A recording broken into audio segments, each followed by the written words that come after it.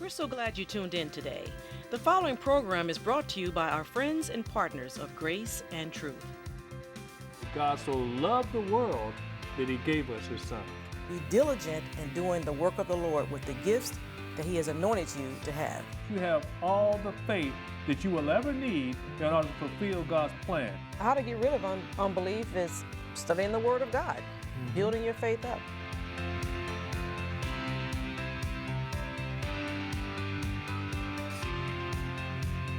Welcome back to Grace and Truth. I'm Luwana Moore. And I'm David Moore. We have been starting a whole brand new teaching on a word study called Finally, My Brethren. And that is telling us that be prepared for the coming of the Lord Jesus Christ. Amen. All these things it was Paul, speaking on the unction of the Holy Spirit, declared that at the very end of his letters, for the most part, he said, finally, my brethren. Yes. And that meant that after all the things he taught on, finally, this is the state you ought to find yourself is. And he was telling us last time we talked about be strong in the Lord in the power of his might. And how we need to do that? Well, first it says, put on the whole armor of God so that we can be able to stand against the wiles of the devil. Amen. Not the power of the devil, not because he's so powerful and mean and ugly. No, the wiles of the devil. Yes. That's what he wants us to be able to stand against. The devil's been doing this a long time. He's not going to change his tactics. The only thing he can use against you is deception. And he will try his best to deceive you, to trick you, to get you to accept the status quo and not fulfill your calling, your purpose, and your destiny. But that's why it's so important for us, if you want to be strong in the Lord, and I know that you do, to put on the whole armor of God. And this verse 12 here tells you the secret and why we need to do that. A lot of people believe that when they've gone working at a job, that their enemy is their boss or another co-worker. Or you having a family, you having issues in your family, my enemy is my husband or my wife. My enemy is my brother or my sister. They're the ones that set themselves up against me. No, that's not who you wrestle against. In chapter 10, Ephesians chapter 6, verse 12 actually, it tells us exactly what's going on. And why don't you read that, Luwana? Ephesians? Chapter 10, verse 12. Chapter 6, verse 12, I'm sorry. Okay. For we do not wrestle against flesh and blood, but against principalities, against powers, against the rulers of the darkness of this age, against spiritual hosts of wickedness in the heavenly places. Now, you said what I was going to say earlier. Well, go ahead. I was going to say you wrestle not against your boss, your in-laws, your neighbors. You already said what I was going to say. Well, go ahead, then. You got it bears repeating, though.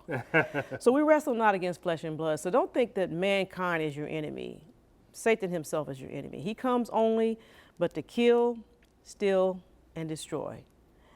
Amen? Amen. Amen. And that's what he does. That's what he does. Yeah. It tells us, this is who we wrestle against. Yeah, they're not. Okay? Against spiritual hosts of wickedness in heavenly places. We do not wrestle against flesh and blood, against principalities, against powers. Yeah. These are the things that we wrestle against each and every day. This is what you face. This is what you face.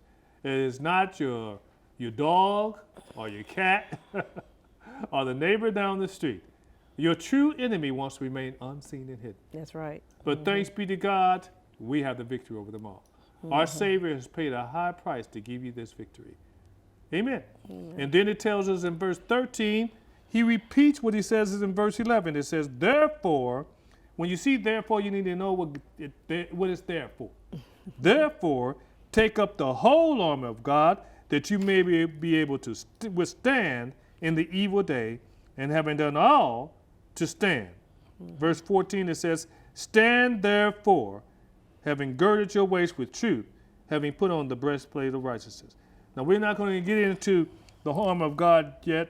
We want to go back as far as verse 13. It says that you may be able to withstand in the evil day. Make no mistake.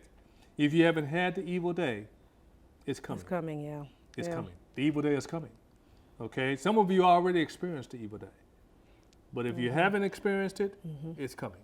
I like the fact that in the Word of God, it's still in these passages of Scripture, in Ephesians 11:13, telling us to stand 3 or 4 times. That's right. Stand, continue to stand, and when you feel like you want to give up, continue to stand. Amen. Continue. It's a fight of faith. It's a fight of endurance. So we continue to stand. Also, he tells us in these passages, put on the whole armor of God. He's repeating himself. So that must mean he really wants us to get it. Whenever you see in the Word God repeating something, he really wants you to stop and take notice and take it into yourself. Put on the whole armor. And like my husband said, not partial. You need all of your armor to be fully protected. You know, amen? Amen. So Amen. he's repeating himself there. So Amen. Amen. I love that. Amen. And it talks about having done all to stand, to stand. To stand. Okay, Yeah. you know, you've been going through this for so long and, you know, it seems hopeless. No, having done all that you know to do Continue to to stand, stand. what God expects from us to do, finally, when it's all said and done, to stand. Continue to stand. And you are Amen. able to stand. Why? Because your God is able to make you stand. Amen. If you're strong in the Lord and in the power of his might. That's how we stand. Okay? That's how we do it all. We put on the whole armor of God and we continue to stand. Amen. Despite what it looks like, what it seems like, what it feels like. Despite that our loved ones may be sick in the hospital, issues are coming. The doctors are telling you one thing. Thank God for doctors. Thank God for the tests that they take. Yes. But let God be true and every man a lie. Let God be true and every test a lie. You still can stand. Your family members, your loved ones, they're in that hospital, they're sick unto death. They need somebody to stand in the gap for them. Yes. Somebody to believe God on their behalf. And God has raised you up for such a time as this. Don't be afraid, only believe. Having done all to stand, stand therefore. Amen? Jesus, amen. Amen. Amen. And then the way in which you stand, the first thing is this. You have to gird yourself with truth. That's why my wife and I, we're truth seekers. Yes, we are. Okay, we're not religion seekers, we're truth seekers. And we never We stop want- seeking. Yeah, we seek the Can truth. always We be seek the growing. truth. Yes. Okay? That's what we do. We don't want to be deceived by any type of falsehood. Don't want to be deceived by the enemy, the wiles of the devil. Before you do anything, this is talking about the armor of God. The only armor that the Jewish community even knew about back in those days was the soldiers of Rome. That's who had taken over all of Israel, all of Jerusalem. And he talks about the Roman soldier, so they could only go about the Roman, what the armor is to a Roman soldier. And what it's talking about with this girded is a girdle. And what this girdle did, they wrapped it around their waist, and it enabled them to withstand the weight of the rest of their armor. They're able to put on other different pieces of their armor because this girdle was able to help them withstand that weight Yes. of the garment. Of the Okay, of the weaponry, armor. Yes. So for us to be able to withstand and done all to stand, we're going to have to be girded with the truth. That is what we need to do first. Know the truth. And what is the truth? Jesus Christ tells us what the truth is. He says, I am the truth and the way and the life. Amen. We must have a foundation. This is talking about a foundation of truth, and that truth is the Lord Jesus Christ. You must have a foundation of who you are in Christ and who Christ is in you. Before you can put on this other armor, you're going to have that foundation. Amen. You have to be girded about by the truth of the gospel. Amen? Amen. It's the truth that sets you free. Amen. Amen. That's right. That's It is right. so true. It is the truth. And then you have to put on the breastplate of righteousness.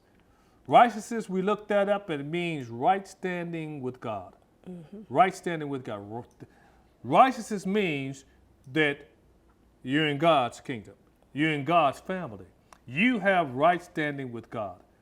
The truth is, you're in the kingdom of God now. Amen. You're in a whole new kingdom now. Yeah, we know where we're going. Amen. We know where we're going. We have right standing with God. Yes. The Bible tells us clearly that we've been delivered from the power of darkness, and we've been transferred into the kingdom of the Son of his love. Hallelujah. You've been delivered from the power of darkness. Thank You're in a whole new kingdom now. And then in this kingdom, you are the righteousness of God in Christ Jesus. Amen. You have to put on that breastplate of righteousness. What that breastplate does, it protects you from a mortal wound from these fiery darts. Okay, it will protect you. The wiles of the devil may come in and say, oh, you terrible person, you know you did wrong, you know you sinned this, you know you sinned that, you know God doesn't like you, he hates you, he's mad at you. I'm here to declare to you that God's not mad at you. He's not even in a bad mood. Amen. You love That's the saying that, truth. don't you? I love saying it. It's the truth, He's not though. even in a bad mood. He's not an angry God. God's not angry with you. You must have that breastplate to protect you from any kind of fiery darts, knowing that you are the righteousness of God in Christ Jesus. Amen. Knowing the truth of the gospel of grace. God's not mad at you. He's not angry. We all sin and fall short of the glory of God, but are justified freely by the grace of God. The reason why we have the breastplate of righteousness to put on ourselves is because of the grace of God, completely and totally by the grace of God. Amen. Yeah. Amen. Amen. That's who we are in Christ. That's who we are. We have right standing with God. We must put on this breastplate of righteousness. Okay? And then in verse 15, it tells us, having shod our feet with the preparation of the gospel of peace.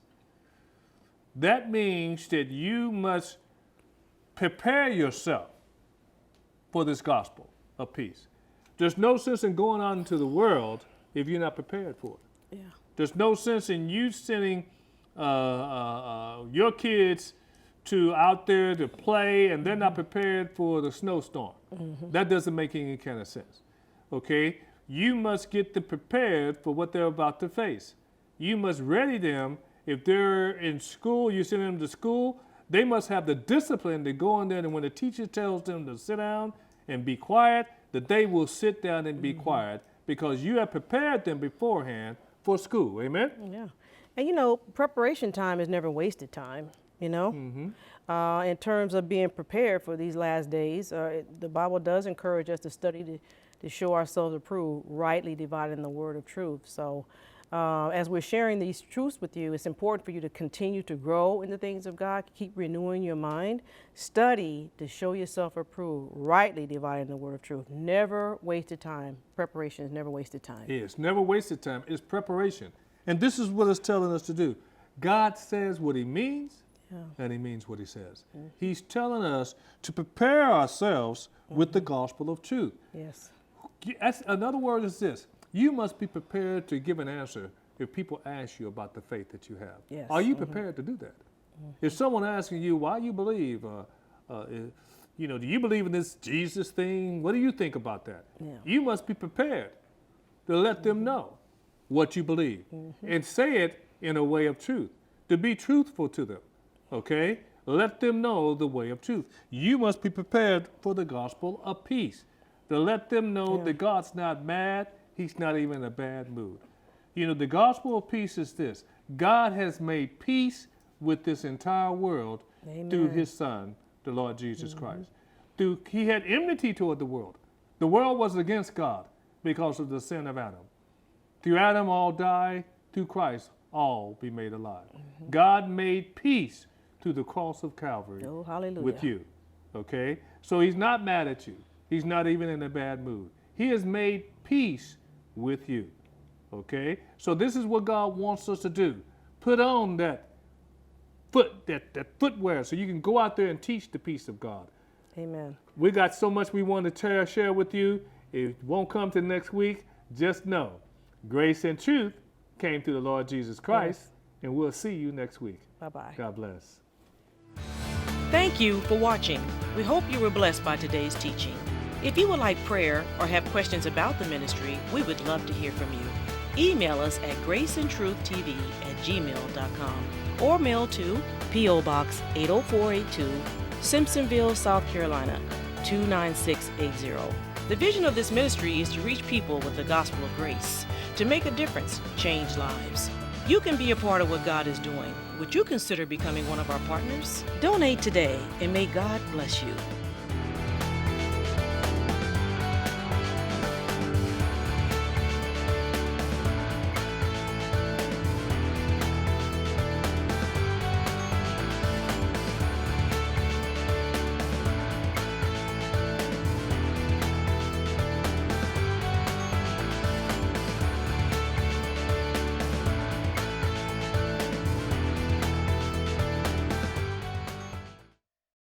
Thanks for watching Grace and Truth TV. If you enjoyed this video, please hit that like button below. Want to be notified of our latest videos? Please subscribe to my channel, Grace and Truth TV.